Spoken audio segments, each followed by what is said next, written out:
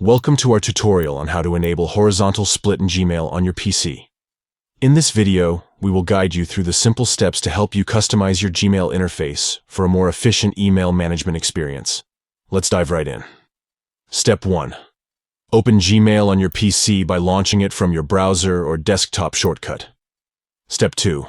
Under the Settings menu, locate and click on Toggle Split Pane Mode. This option allows you to split your Gmail interface into two panes for better multitasking. Step 3. From the available options, select Horizontal Split to enable the desired split view. By following these quick steps, you can easily enable horizontal split in Gmail on your PC. This feature allows you to view your email list and the selected email simultaneously, making it easier to navigate and manage your inbox efficiently. Thank you for watching our tutorial.